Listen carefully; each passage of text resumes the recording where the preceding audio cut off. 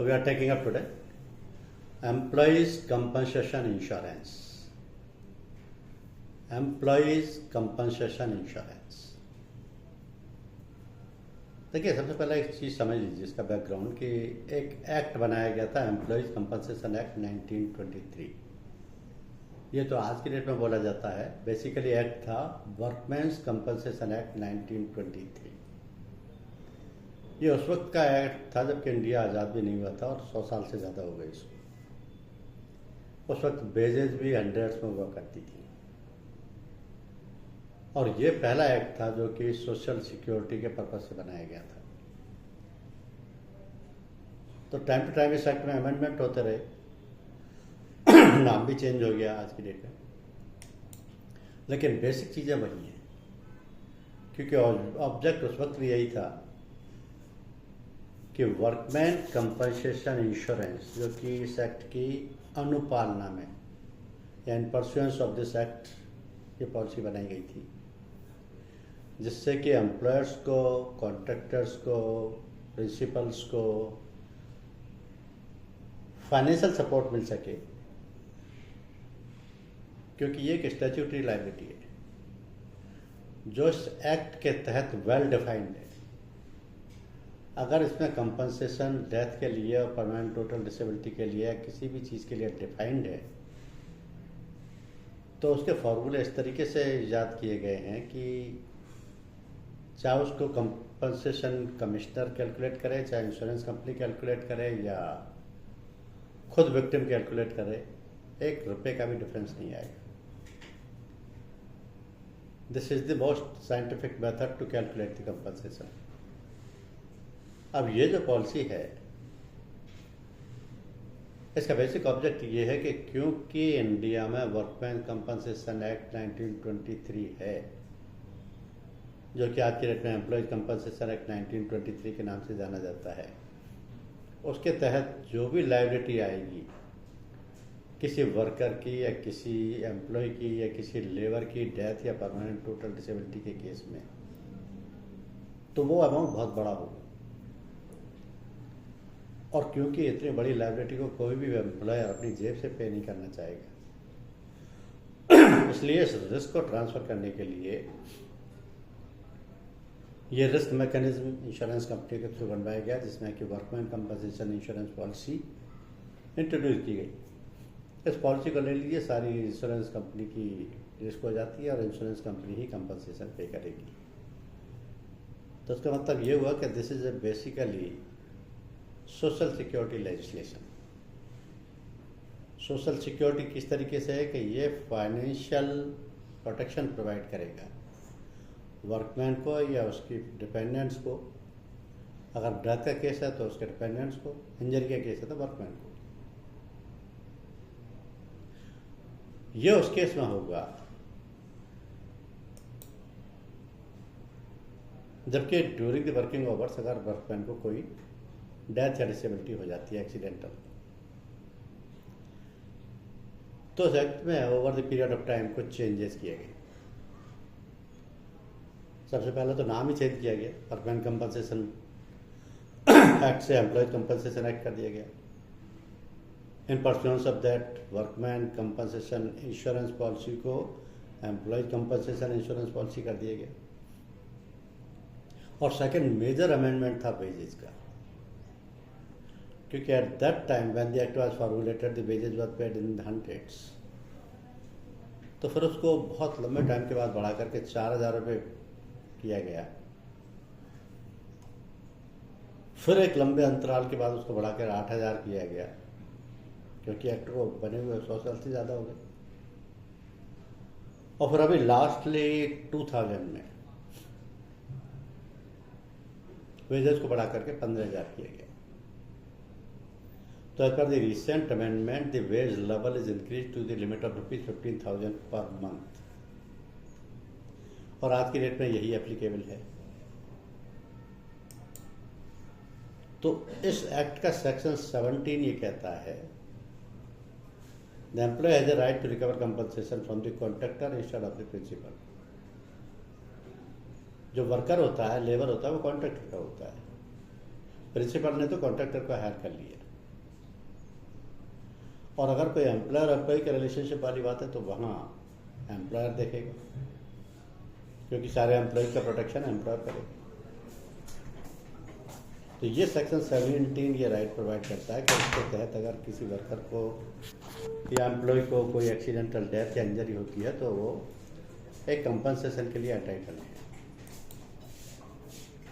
अब आपका कंफ्यूजन इस पॉइंट पर नहीं होना चाहिए, सुनो, आपका कंफ्यूजन इस पॉइंट पर नहीं होना चाहिए कि वर्कमैन कंपनसेशन इंश्योरेंस या एम्प्लॉय कंपनसेशन इंश्योरेंस दोनों अलग अलग चीज़ें हैं। They were the same thing. Only thing is, this is the recent name of the policy. अब recent name क्या हो गया? Employees Compensation Insurance. एक्ट का नाम क्या हो गया? Employees Compensation Act 1923. That is the change basically.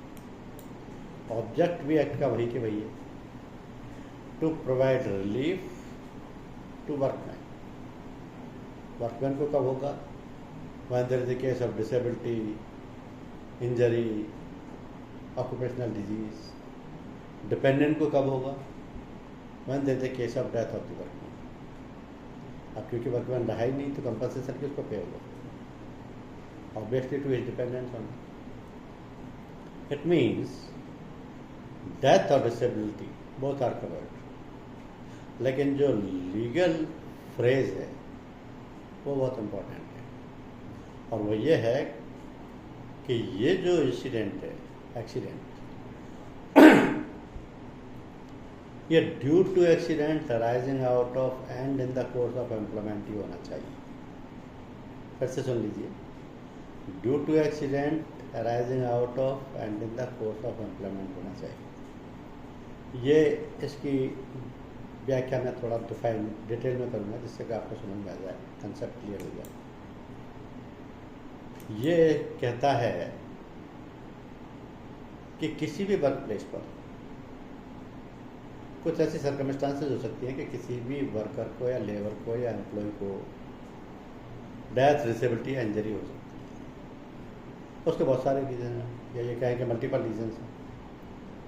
For example, personal negligence of the employer है, या personal negligence of the employee है, या personal negligence of the fellow employee है, आपस में लगे। ब्रीच ऑफ स्टैट्यूटरी रेगुलेशंस है, जैसे फैक्ट्री एक्ट के प्रोविजंस को नहीं फॉलो किया गया। Failure to provide safe place of work by the employer.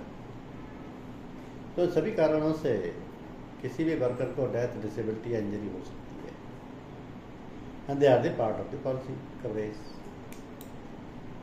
अब इसमें देखना यह है कि ये एक्सीडेंटल होना चाहिए, in any event which is neither expected or not designed. Means accident is always unplanned. In the course of employment होना चाहिए। ये इस बात को इंडिकेट करता है कि जिस टाइम पर एक्सीडेंट हुआ है, जिसकी वजह से वर्कर को डेथ या डिसेबिलिटी हुई है,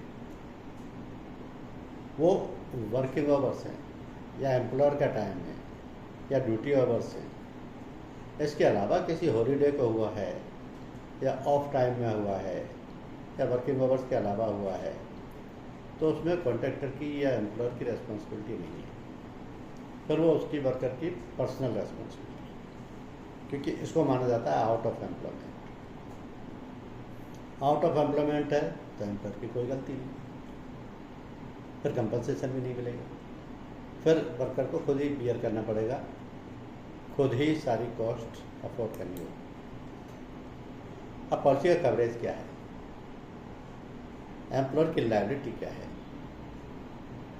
केवल 5 तरीके की लायबिलिटी होती है उस पॉलिसी के तहत, यानी कि कवरेज लायबिलिटी बहुत लिमिटेड है। अगर कोई वर्कर जिसको एक्सीडेंट से during the course of employment death हुई हो, या परमानेंट टोटल डिसेबलमेंट हुई हो, या परमानेंट पार्शियल डिसेबलमेंट हुई हो, या टेम्परेरी डिसेबलमेंट हुई हो, या इसके अलावा if the worker has suffered a contracted an occupational disease, worker has suffered or contracted an occupational disease। ये occupational disease क्या होती है? Because of the nature of job, अगर उसको कोई स्पेसिफिक डिजीज हुई है, तो वो भी पॉलिसी में कवर्ड है। तो जब भी कोई आपके पास ये पॉलिसी लेने आता है तो आपसे बेसिकली दो तरीके की ही इंक्वायरी होगी, क्योंकि this policy has a different nature, this is different to other policies. Motor की तरह नहीं है, पीए की तरह नहीं है, या एक फायर की तरह नहीं है। तो दो सवाल क्या उठते हैं, how the premium of the policy will be calculated, और second, how the amount of compensation shall be calculated, and both are typical. As long as you have no knowledge of that, that is typical. चलिए पहला question लेते हैं कि how the premium of the policy shell be calculated. आपको इस policy का premium calculate करने के लिए चार चीज़ें चाहिए। Without all the four you can not calculate the premium of the policy. अब ये चारों चीज़ें क्या हैं? Number of employees, salary of these employees पर मंथ, पीरियड ऑफ इंश्योरेंस और nature of work.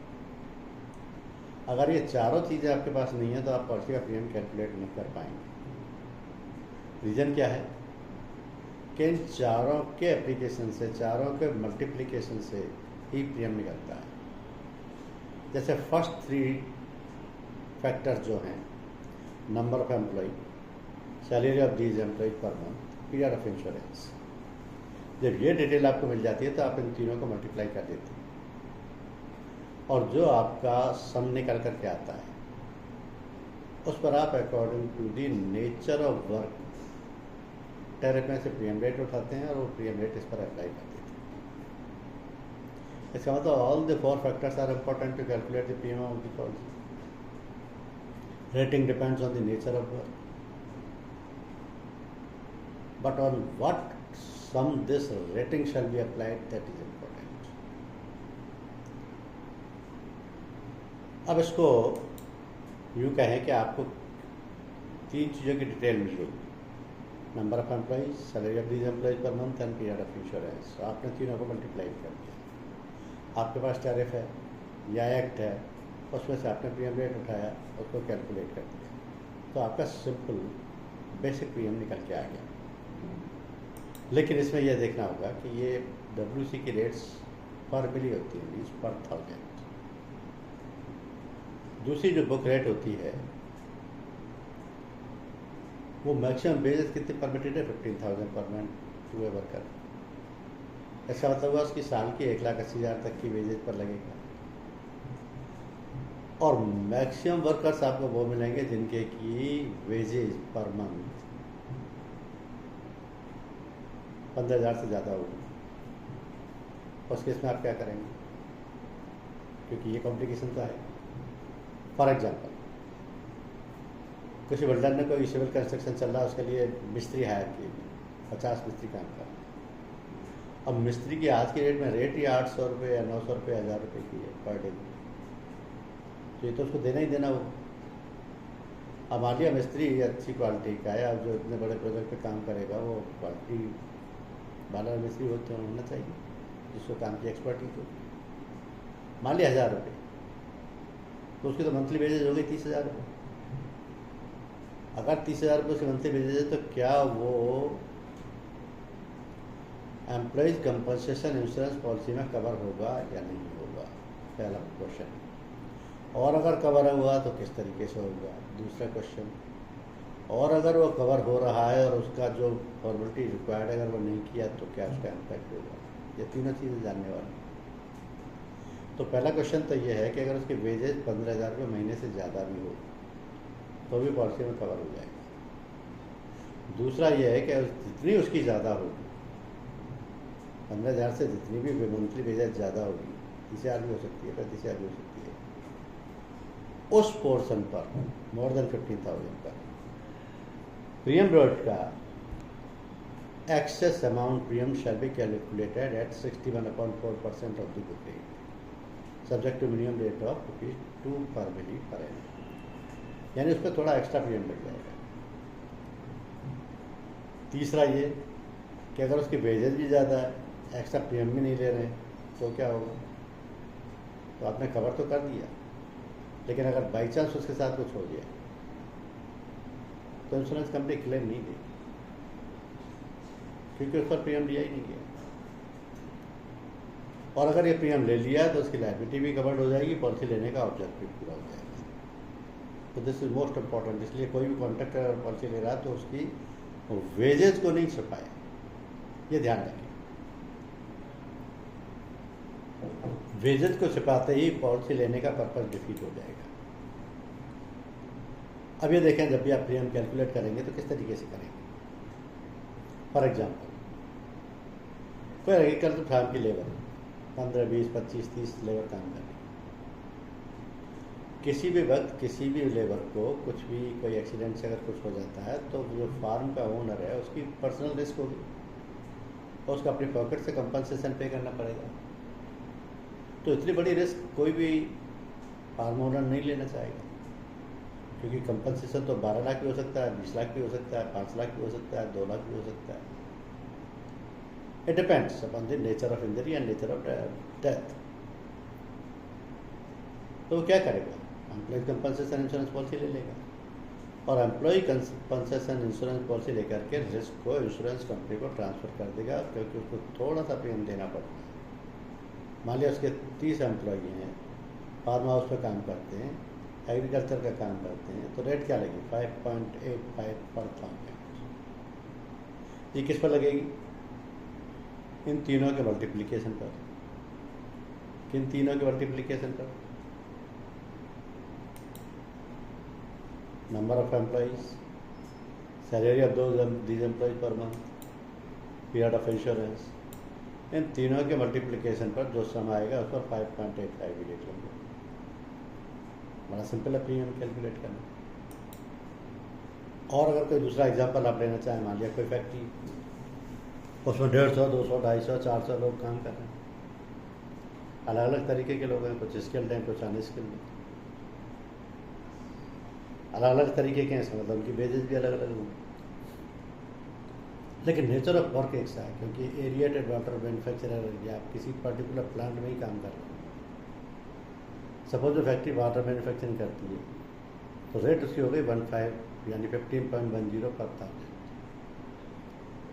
Wages workers की मल्टीप्लाई कीजिए, नंबर ऑफ वर्कर्स को मल्टीप्लाई कीजिए, पीरियड ऑफ इंश्योरेंस आपको 12 महीने के लिए चाहिए, 6 महीने के लिए चाहिए, 3 चीज़ों को मल्टीप्लाई कर दीजिए, 15.10 की रेट लगाती है।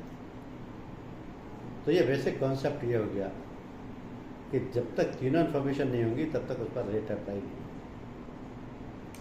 अब ये सब करने के बाद आपको सिर्फ अभी बेसिक प्रीमियम मिला पॉलिसी।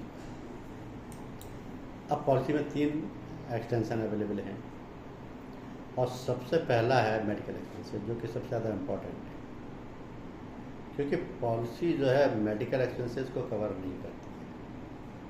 मेडिकल एक्सपेंसेस को केवल एक्स्ट्रा प्रीमियम देने पर ही कवर होगी। इसमें इंश्योर के लिए ऑप्शन ये है कि वो 5,000 रुपये से लेकर के एक्चुअल अमाउंट तक कोई भी लिमिट सेलेक्ट कर सकता है। कैसे सेलेक्ट करेगा, पर वर्कर या पर एम्प्लॉय या पर लेबर। मेडिकल एक्सपेंसेस मान लिया वो चाहता है कि 1 लाख रुपये पर मेंबर कवर, तो उसके लिए उसको 75% प्रीमियम देना पड़ेगा पर बुक रेट का, या 200 रुपीज़ पर पर्सन मिनिमम। तो हर वर्कर की 1 लाख रुपए तक के मेडिकल एक्सपेंसेस की लिमिट कवर होती है। ये एड ऑन कवर ज़रूर देना चाहिए, क्योंकि पॉलिसी में मेडिकल एक्सपेंसेस कवर्ड नहीं है, पहली चीज़। दूसरी चीज़, सबसे ज़्यादा मेडिकल एक्सपेंसेस की रिक्वायरमेंट होती है, क्योंकि कोई भी छुटपुट घटनाएँ होती रहती हैं, हाथ पैर टूटते ही रहते हैं वर्कर्स के। दूसरी चीज़, और तीसरी चीज़, कई बार ऐसा भी हो सकता है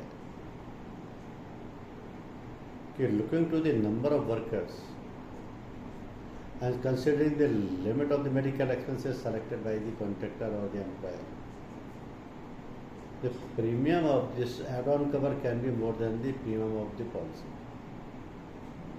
ये पॉसिबल है। तो देखना ही होगा कि वो अपने वर्कर के लिए लिमिट क्या चाहता है। वो हो सकता है ये भी लिमिट सेलेक्ट करे कि एक्चुअल एक्सपेंसेस तक की लिमिट कवर कर दीजिए आप, तो हमें एक पैसा नहीं देंगे, जो भी खर्चा लगेगा इंश्योरेंस कंपनी देगी, हमसे तो प्रीमियम ले लीजिए। अगर ऐसा है तो 150% ऑफ द प्रीमियम और बुक रेट या 700 रुपीज़ पर पर्सन मिनिमम चार्ज कर लीजिए। आपको मेडिकल एक्सपेंसेस कवर्ड हो। तो ये मेडिकल एक्सपेंसेस का एड ऑन कवर हमेशा एडवाइजेबल है और ये आपको जरूर लेना चाहिए। दूसरा, extension for compensation for occupational disease. Occupational disease का रेट केवल 50% ऑफ द बुक रेट है, लेकिन ऑक्यूपेशनल डिजीज है क्या, कॉन्सेप्ट क्या है इसका, क्यों कवर किया जाता है इसमें? होता क्या है कि जैसे माइंस में, फैक्ट्रीज में, फर्नेसेस पर बहुत रिस्की जॉब्स भी होती हैं और वर्कर एक ही जॉब को कई कई साल से कर रहे होते हैं। तो उस जॉब से रिलेटेड जो भी रिस्क है उसकी वजह से कोई भी पर्टिकुलर बॉडी पार्ट अफेक्टेड हो सकता है। फॉर एग्जांपल वेल्डर है, अब वो 10 साल से वेल्डिंग ही करते चला रहा है, तो वेल्डिंग से इसका मतलब क्या होगा, कुछ आंखें खराब हो सकती हैं। या कोई फर्नेस पे काम कर रहा है, उसमें से स्मोक निकलती है, तो सारे टाइम वो स्मोक को इनहेल करता है, उसकी बॉडी में जाता है, तो उसको अस्थमा हो सकता है, स्किन डिजीज हो सकती है। कोई वर्कर बहुत शोर मचाने वाली मशीनों पे काम करता है, सालों से करता चला आ रहा है, तो उसको हियरिंग इम्पेयरमेंट हो सकता है, उसकी कानों की सुनने की शक्ति खत्म हो सकती है। ये क्या है? Occupational disease. क्यों हो रही है ये? Because the nature of occupation is such. अगर वही वर्कर इस काम के अलावा कोई और काम कर रहा होता तो शायद ये नहीं होती, या उसके बीच में अलग अलग टाइप के जॉब चेंज हो रहे होते तो ये नहीं होती। लेकिन continuity of the same job of a risky nature can cause any kind of infection, disease और you can say occupational sickness. तो ये भी कवर हो जाएगी, 50% ऑफ द बुक रेट इसका प्रीमियम लग जाएगा। फिर आता है third, insures liability for contractors and subcontractors employees. इसकी ज़रूरत इसलिए पड़ती है कि कई बार कॉन्ट्रैक्टर्स को एक साथ एक से ज़्यादा कॉन्ट्रैक्ट भी मिल जाते हैं। अब एक पर्सन तो एक ही जगह संभालेगा, दूसरी जगह के लिए पर्सन हायर करेगा, सब कॉन्ट्रैक्टर ले लेगा, उसके साथ उसकी लेबर बिल मंगवा लेगा, फिर उसका काम शुरू करा देगा। अब क्योंकि ओनरशिप एक ही कॉन्ट्रैक्टर की है, तो वो ये चाहेगा कि दोनों तीनों प्रोजेक्ट उसके एक ही पॉलिसी में शामिल हो जाएं, सारी वर्कर या लेबर भी उसमें ही शामिल हो जाए, सब कॉन्ट्रैक्टर की रेस भी उसी में शामिल हो जाए, और ये पॉसिबल है, इसमें कुछ भी गलत नहीं। लेकिन गलत सिर्फ एक चीज़ है कि वो कॉन्ट्रैक्टर ना तो एक्चुअल नंबर ऑफ वर्कर को छिपाए, ना actual wages of the worker को छुपाए। ये दोनों चीज़ें उसको डिस्क्लोज करनी पड़ेगी। डिस्क्लोज कैसे होंगी? वेज रजिस्टर और मास्टर रोल से। मास्टर रोल से ये पता लग जाएगा कि उसके यहाँ कितने वर्कर काम कर रहे हैं, वेज रजिस्टर से ये पता लग जाएगा कि वो क्या वेजेज पे कर रहा है। हालांकि दोनों चीज़ें पॉलिसी देते टाइम इनकी रिक्वायरमेंट नहीं होती है, लेकिन बाई चांस कुछ भी हो गया तो क्लेम के टाइम पे तो सारी चीज़ें दी जाएंगी। तो कॉन्ट्रैक्टर को ये चीज़ें ध्यान में रखनी चाहिए जब भी पॉलिसी ले रहा है कि वो उनमें से कोई भी फैक्ट को कंसील ना करे। Concealment of any material information can result directly into the reputation of claim by the insurance company, because then the ball is in the court of the insurance company and they can refuse the liability. Defaulter कौन है? Insured himself. तो गलत information नहीं देनी चाहिए, छुपाना भी नहीं चाहिए। तो ये हुआ प्रीमियम निकालने का तरीका। तीनों एक्सटेंशन में से तीनों ले सकता है इंश्योर्ड, एक ले सकता है, दो ले सकता है, ये उसकी चॉइस पर है, क्योंकि ये तीनों ऑप्शनल है। लेकिन बेसिक पॉलिसी का प्रीमियम चारों फैक्टर्स होंगे आपके पास तभी निकलेगा, प्लस एड ऑन कवर का प्रीमियम ऐड हो जाएगा। इस तरीके से पॉलिसी का फर्स्ट क्वेश्चन आंसर होता है कि प्रीमियम कैलकुलेट कैसे होगा। Coming to the second part. Second part में हमारा क्वेश्चन है कि प्रीमियम तो निकाल लिया हमने, अब कंपनसेशन कैसे कैलकुलेट होगा। बाई चांस पॉलिसी पीरियड में किसी वर्कर को कुछ हो जाता है तो उसको कंपनसेशन कैसे दिया जाएगा, और ये पर्पज ही है पॉलिसी लेने का। तो कंपनसेशन निकालने के लिए सिर्फ तीन चीज़ें चाहिए। पहला, नेचर ऑफ इंजरी, मतलब हुआ क्या है। हो सकता है डेथ हो गई हो वर्कर की, इंजरी हो गई हो, डिसेबिलिटी हो गई हो, टेम्परेरी या परमानेंट या जिस नेचर की भी है, पार्शल हो, टोटल हो। Second thing is monthly wages, कि उसके मंथली वेजेस क्या है। और तीसरी चीज है रेलेवेंट फैक्टर। अब ये रेलेवेंट फैक्टर जो है इसको टैरिफ की शेड्यूल 4 में दिया गया है।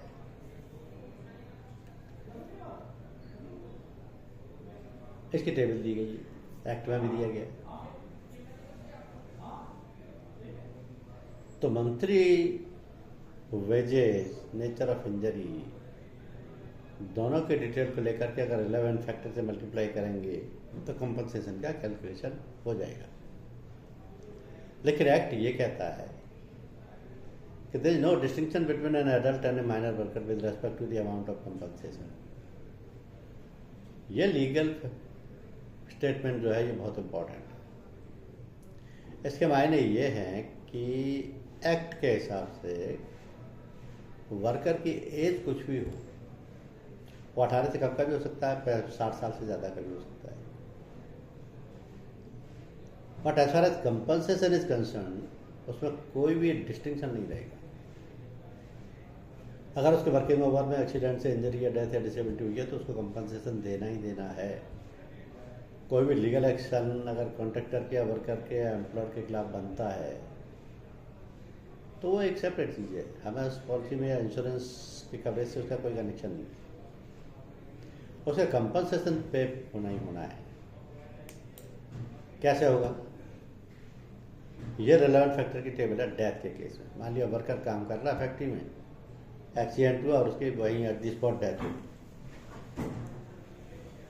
तो कैसे रेलेवेंट फैक्टर काम करेगा? रेलेवेंट फैक्टर के बारे में 3-4 चीज़ें हैं। सबसे पहले तो ये समझिए कि एक्ट ने आपको ये कह दिया कि चाहे उसकी एज 18 से कम हो या 60 से ज़्यादा हो, उससे कोई फर्क नहीं पड़ेगा। तो 14 वर्ष का भी हो सकता है वर्कर, 16 साल का भी हो सकता है, 18 का भी हो सकता है, या उससे ज़्यादा भी हो सकता है। इस टेबल का फंडा ये है कि जितनी एज कम होगी कंपनसेशन उतना ज़्यादा होगा, और वेजेज के हिसाब से होगा। वेजेज और एज दो ही चीज़ें। तो एज वेजेज दोनों चीज़ें रेलेवेंट फैक्टर डिसाइड करती हैं और वो अमाउंट का कंपनसेशन डिसाइड करता है। फॉर एग्जांपल कोई 18 साल का ही बच्चा है, अब 18 साल का तो माइनर तो रहा नहीं, मेजर हो गया। 16 का है तो हालांकि वो माइनर है लेकिन उसका कंपनसेशन सबसे ज़्यादा बनेगा। उसका रेलेवेंट फैक्टर निकल के आया 228.54 और उसका अमाउंट ऑफ कंपनसेशन निकल के आया, अगर उसकी वेजेस 15,000 रुपये पर मंथ है तो उसका टोटल कंपनसेशन पेबल हो गया 17,14,050 रुपये। ये हाईएस्ट है डेथ के केस में। यही तब भी अप्लाई होगा जबकि 15 साल हो या 14 साल हो,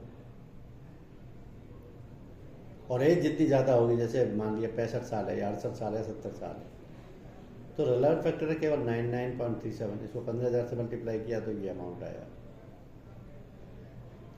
तो जितनी एज कम होगी उतना कंपनसेशन ज़्यादा होगा, जितनी एज ज़्यादा होगी उतना कंपनसेशन कम हो जाएगा।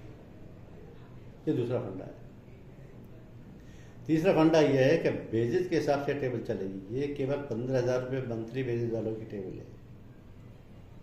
अगर यहीं 10,000 रुपये होता तो एक अमाउंट ऑफ कंपनसेशन बिल्कुल चेंज हो जाता। लेकिन क्योंकि 15,000 मैक्सिमम है तो 17,14,050 से ज़्यादा कंपनसेशन नहीं होगा डेथ के केस में। ये फंडा बहुत क्लियर। दूसरी टेबल है permanent total disability. Permanent total disability जिसको शॉर्ट में बोलते हैं पीटीडी। इसमें कंपनसेशन डेथ से भी ज़्यादा हो सकता है। अब ये हैरान करने वाली चीज़ है क्या डेथ से ज़्यादा कंपनसेशन परमानेंट टोटल डिसेबिलिटी का क्यों होगा? आंसर ये है कि डेथ में वन टाइम कंपनसेशन दे दिया आपने, वर्कर है नहीं, उसकी फैमिली को कंपनसेशन देना है, दे दिया, बात खत्म हो गई। लेकिन परमानेंट टोटल डिसेबलमेंट के केस में वर्कर के हाथ पैर भी टूट गए, काम पर करने लायक भी नहीं बचा, वर्कर जिंदा भी है और उसके डिपेंडेंट्स भी उस पर जिंदा है, तो अमाउंट ऑफ कंपनसेशन ज़्यादा होनी चाहिए। यहाँ उसी 16 साल के वर्कर का परमानेंट टोटल डिसेबिलिटी के केस में 20,56,860 रुपये का कंपनसेशन है, जबकि डेथ के केस में 17,04,000 ही था। तो परमानेंट टोटल डिसेबिलिटी का कंपनसेशन हमेशा ज़्यादा होगा। और ये दोनों टेबल आपको फॉर एग्जांपल दिखाई गई हैं, जिससे आपको पता लग जाए कि प्रीमियम जो आप कैलकुलेट कर चुके हो तो सिंपल था, लेकिन एक अमाउंट ऑफ कंपनसेशन जो कैलकुलेट होगा ये इतना साइंटिफिक है कि चाहे उसको वर्कर कैलकुलेट करे या प्रिंसिपल करे या एम्प्लॉयर करे या कमिश्नर ऑफ वर्कमैन कंपनसेशन करे, इसमें 1 रुपये की हेरा फेरी नहीं हो सकती, यही अमाउंट निकल के आएगा।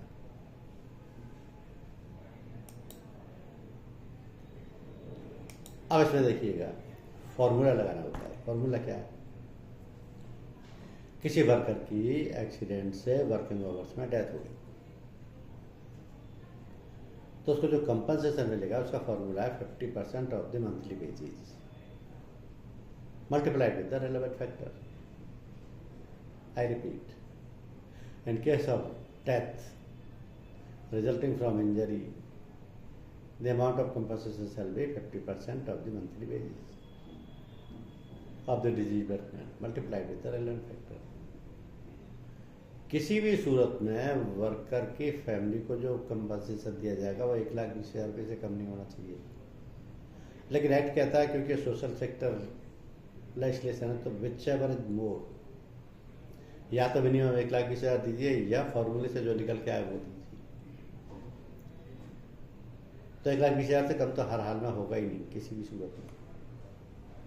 और यही केस अगर परमानेंट टोटल डिसेबिलिटी का है तो यहाँ 50% की जगह 60% हो जाएगा, 60% ऑफ मंथली वेजेस, और मिनिमम कंपनसेशन हो जाएगा 1,40,000। इससे कम परमानेंट टोटल डिसेबिलिटी के केस में देना ही नहीं है, विच एवर इज मोर।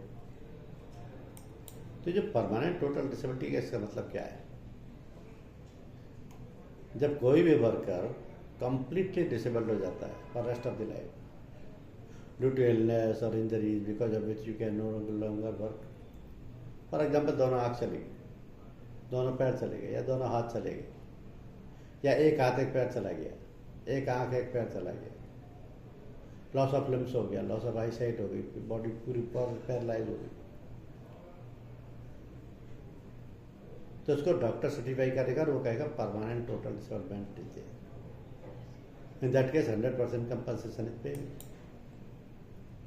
तो वो कंपनसेशन कैलकुलेट कैसे होगा ये समझने की चीज।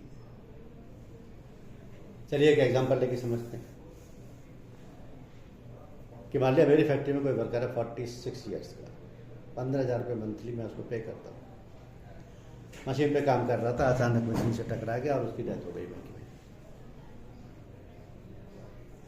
46 ईयर्स की एज है, 15,000 रुपये की वेजेज है, डेथ हो गई, कंपनसेशन पे करना है। फॉर्मूला कहता है 50% ऑफ द मंथली वेजेस, 15,000 की 7,500 हुई। 46 की एज में जो भी रेलेवेंट फैक्टर आया उसे मल्टीप्लाई कर दो। रेलेवेंट फैक्टर देखने के लिए क्या करेंगे आप? 46,166.29, कंपनसेशन 15,000 रुपये कितना हुआ? 12,47,175। अब क्योंकि 1,20,000 से ज़्यादा है उसको एज इट इज पे कर दीजिए, इसमें आप कुछ भी नहीं कर सकते, देना ही देना होगा, कोई तरीका नहीं है सर। यानी कि ये जो कंपनसेशन पे करना है 46 years, 15,000, 50% of 15,000, 7,500 into 166.29, amount payable is 12,47,175. Since it is more than 1,20,000, the amount payable is 17,14,000. Like 12,47,000. 1714 is the maximum compensation payable in case of the wages 15,000 and the age is lowest. और permanent total disablement के case में कभी भी किसी भी case में 20,56,860 से ज़्यादा का कंपनसेशन नहीं हो सकता। ये दोनों फंडा बड़े क्लियर है। अब इसमें भी बाई चांस डेथ नहीं हुई होती, मान लिया परमानेंट टोटल डिसेबिलिटी हुई होती, तो क्या चेंज आ जाता? एज भी 46 ईयर रहनी थी, रिलेवेंट फैक्टर भी 166.29 ही रहना था, वेजेज भी 15,000 ही रहनी थी। क्या चेंज होता? केवल 50% की जगह 60% चेंज हो जाता, और 60% होते ही ये अमाउंट बढ़ जाता। इतना फर्क पड़ता है। एक दूसरा एग्जांपल लेके देखिए।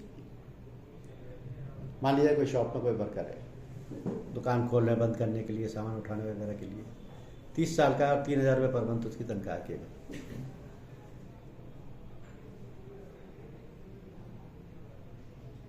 उसकी डेथ हो गई एक्सीडेंट, कैसे कंपनसेशन कैलकुलेट करेंगे? 3,000 का 50% 1,500, 30 साल की एज में उसका रेलेवेंट फैक्टर आता है 207.98 और अमाउंट ऑफ कंपनसेशन निकल के आता है 3,11,970, क्योंकि भेजे उसकी सिर्फ 3,000 ही है, 15,000 नहीं। तो क्योंकि 1,20,000 से ज़्यादा है तो 3,11,970 पे करना है। इसमें सेकेंड चेंज क्या हो सकता है कि मान लिया उसकी डेथ नहीं हुई होती, परमानेंट टोटल डिसेबलमेंट होता,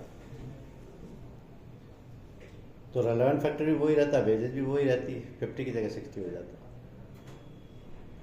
और अमाउंट कैलकुलेट हो जाता। सिर्फ इतना ही डिफरेंस आएगा। अच्छा, अगर ये टोटल डिसेबलमेंट ना होकर के पार्शल डिसेबलमेंट है, परमानेंट पार्शल डिसेबलमेंट, तो क्या फर्क पड़ेगा? परमानेंट पार्शल डिसेबलमेंट का मतलब ये कितने परसेंट है? ये 90% भी हो सकता है, 2% भी हो सकता है, 5% भी हो सकता है। ये मेडिकल टर्मिनोलॉजी डॉक्टर सर्टिफाई करेगा कि कितने परसेंट परमानेंट पार्शल डिसेबिलिटी है। We have to trust on the certificate issued by the doctor, certificate of disability, क्योंकि मेडिकल लैंग्वेज में किस तरीके की कितनी डिसेबिलिटी है, जिससे हमें कोई मेडिकल साइंस के स्टूडेंट हैं, we have to trust on the paper submitted by the medical doctor. ये 3% है, 5% है, ये डॉक्टर सर्टिफाई कर देगा and we will go by that certificate, that's all. जो भी कंपनसेशन बनता है उसका चेक हमको कमिश्नर ऑफ वर्कमैन कंपनसेशन, यानी कि आज के जितना उसको क्या बोलेंगे, commissioner of employees compensation code में डिपॉजिट करना। वहाँ से हमको सफिशिएंट प्रूफ ऑफ डिस्चार्ज मिलेगा, जिससे एम्प्लॉयर की लायबिलिटी खत्म हो जाएगी। एक और केस है टेम्परेरी डिसेबलमेंट। डिफरेंस समझिए, परमानेंट डिसेबलमेंट और टेम्परेरी डिसेबलमेंट। परमानेंट डिसेबलमेंट का मतलब यह बॉडी पार्ट गया, खत्म, हमेशा के लिए, फॉरएवर। टेम्परेरी डिसेबलमेंट का मतलब यह बॉडी पार्ट तो है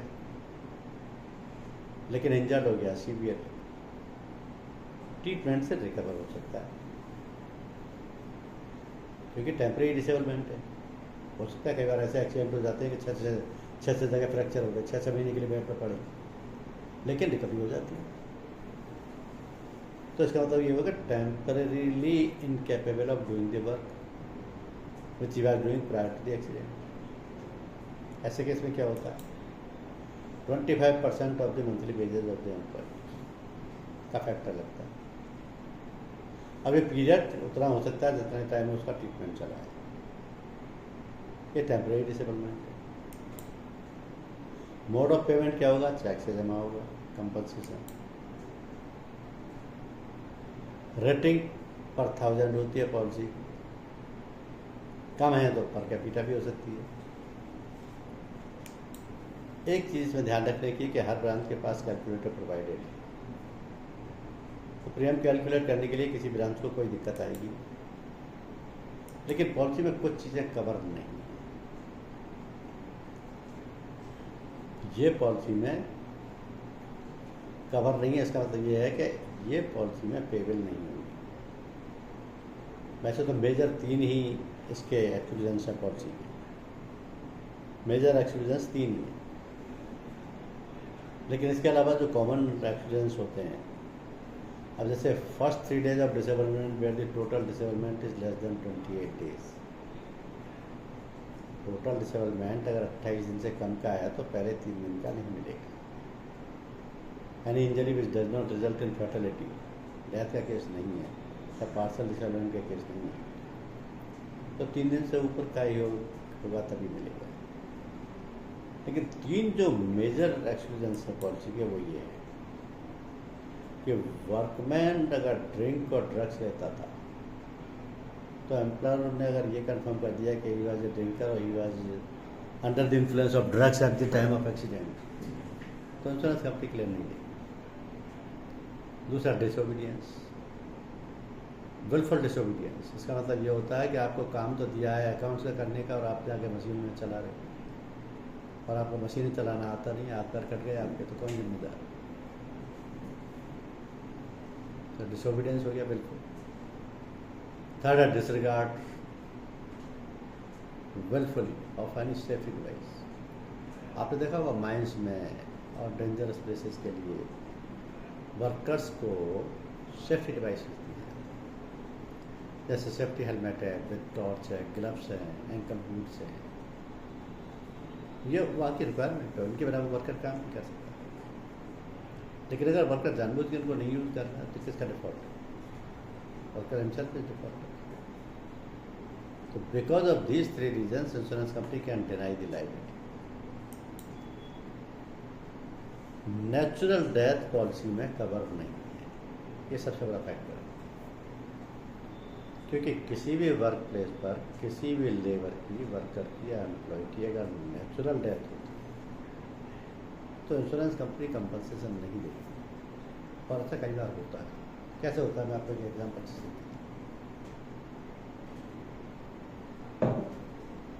कॉन्ट्रैक्टर ने कॉन्ट्रैक्ट लिया 15 मंजिल के हॉस्पिटल की बिल्डिंग बनाने का और लेबर बना रही है और वर्कर को 15वीं मंजिल पर प्लास्टर करने का काम दिया हुआ, वो प्लास्टर कर रहा है और अच्छा कर रहा है। बाई चांस उसने काम करते करते नीचे को देख लिया जाके और उसको देखते ही अटैक हो गया आपका।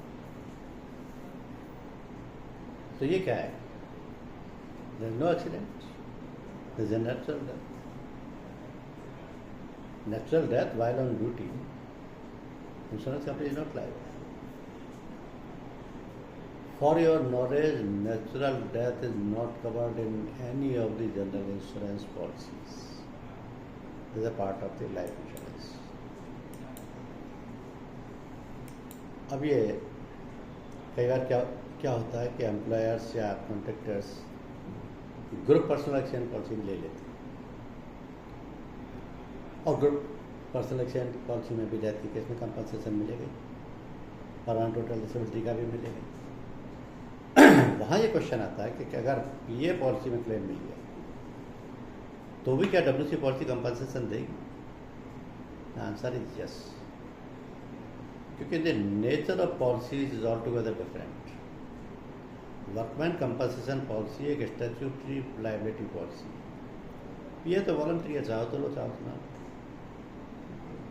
डब्ल्यूसी पॉलिसी में लीगल लायबिलिटी कवर की जाती है, ये पॉलिसी में पर्सनल लायबिलिटी कवर की जाती है। डब्ल्यूसी पॉलिसी में केवल वर्किंग आवर्स की लायबिलिटी कवर की जाती है, ये पॉलिसी तो 24/7 है, वर्ल्ड वाइड कवरेज। तो दोनों पॉलिसी डिफरेंट तरीके की हैं। प्रीमियम कैलकुलेशन का तरीका अलग है, क्लेम पेमेंट का तरीका अलग है, पॉलिसी का कवरेज अलग है। Both the policies has no relevance. The right to recover under the WC policy still is there with the workman. WC policy के लिए कुछ हमारी डिक्लाइन लिस्ट है, यानी इन केसेस के प्रपोजल आपकी कंपनी एक्सेप्ट नहीं करेगी। अगर कोई वर्कर ब्लास्टिंग एंड टनलिंग पे काम कर रहा हो, केमिकल इंडस्ट्रीज में काम कर रहा हो, मेटल फोर्जिंग में काम कर रहा हो, एक ऐसे एरिया में काम कर रहा हो which is surrounded by the waters like stevedores, या ऐसे एरिया में काम कर रहा हो जो कि बहुत ज़्यादा हाइट पर हो, और किसी ऐसे ऑफिस में जहाँ पर कि ऑलरेडी ESI की स्कीम हो, employee state insurance, an employee covered under the ESI is not to be covered under the WC insurance. तो ये पॉलिसी का एक्सक्लूजन है। बाई चांस कोई क्लेम की सिचुएशन आती है तो आप अपने कस्टमर को गाइड कर सकते हो कि जो डॉक्यूमेंट चाहिए उनमें claim form, medical certificate, wage statement, proof of wage, और आपको डिटेल वर्जन क्लेम फॉर्म में इंसिडेंट का लिखना है। लेकिन क्योंकि केवल एक्सीडेंटल लायबिलिटी कवर्ड है, तो एक्सीडेंट के केस में FIR भी होगी, पंचनामा भी होगा, MLC भी होगी, वोटर ID भी होगी, प्रूफ भी होगा, वेज रजिस्टर, सैलरी रजिस्टर तो दिखाई दिए, वेज रजिस्टर और मस्टर रोल तो दिखानी पड़ेगी। तो ये डॉक्यूमेंट्स क्लेम के लिए जरूरी है। अब क्वेश्चन ये है कि आपका टारगेट सेगमेंट कौन है, आपके पॉलिसी दे किसको सकते हो। So this is for contractors, labor contractors, shops, factory owners, labor associations, factory inspectors, ये सब लोग आपसे पॉलिसी ले सकते हैं। और एक चीज़ में ध्यान रखने की ये है कि अगर कोई वर्कर एज ए वर्कर, उसका ये राइट है कि वर्कमैन कंपनसेशन कोड से बिना किसी वकील के एप्लीकेशन लगा दे सिर्फ तो उसको कंपनसेशन मिल जाएगा। एक्सीडेंट या उसको परमानेंट डिसेबिलिटी या temporary disability due to accident working over तो, लेकिन अगर उसने कंपनसेशन के लिए किसी और को अप्लाई कर दिया है, ऐसा भी हो सकता है, तो फिर उसका यहाँ से राइट खत्म हो जाएगा। और ऐसा नॉर्मली तब होता है जब आपको ऑप्शन दूसरी कोर्ट का मिला हो। एक एग्जांपल से समझाता हूँ कि मैं ट्रांसपोर्टर हूँ, मेरी फ्लीट चलती है, मेरे ट्रक पे कंडक्टर भी जाता है, लोडर भी जाता है, ड्राइवर भी जाता है, तो ये सब मेरे वर्कमैन। अब मान लीजिए चलते चलते किसी को, खल्लासी को या क्लीनर को या किसी लेबर को हाथ पैर कट गए उसी ट्रक से लापरवाही की वजह से, तो उसके पास दो ऑप्शन है। वो चाहे तो compensation motor accident claim tribunal से भी रिकवर कर सकता है, वो चाहे तो कमिश्नर ऑफ वर्कमैन कंपनसेशन से भी रिकवर कर सकता है। क्योंकि वो मोटर व्हीकल पे काम कर रहा था तो ये लायबिलिटी मोटर व्हीकल के एक्ट में कवर्ड है, जिसका compensation motor accident claims tribunal decide करता है। और क्योंकि वो वर्कमैन था तो उसकी लायबिलिटी एम्प्लॉयज कंपनसेशन एक्ट 1923 में भी कवर्ड है। वो दोनों में से कोई सा चुन सकता है, लेकिन दोनों नहीं चुन सकते, दोनों में से एक ही चुनना पड़ेगा। अब यहाँ ये देखने वाली बात है कि किसमें कंपनसेशन उसको ज़्यादा मिल सकता है। इसके लिए कोई बेटर एडवोकेट या एडवाइज कर सकता है, क्योंकि एम्प्लॉयज कंपनसेशन एक्ट का कंपनसेशन तो डिफाइंड है, पहले से पता लग जाएगा कि आपको इतना ही मिलेगा, इससे एक पैसा ज़्यादा नहीं मिलेगा, इससे कम भी नहीं मिलेगा। लेकिन MACT का डिफाइंड नहीं, वहाँ on certain factors court decide करेगी। तो ये उसकी चॉइस है, जिसमें भी चाहे कंपनसेशन ले सकता है। Time period within a period of 2 years from the occurrence of the accident, 2 years from the death of the notice of the same, delay may be condoned by the commissioner। तो ये है आपकी employee compensation insurance policy. अब इसमें आपको किसी को कोई क्वेश्चन पूछना है तो आप मेरे से पूछ सकते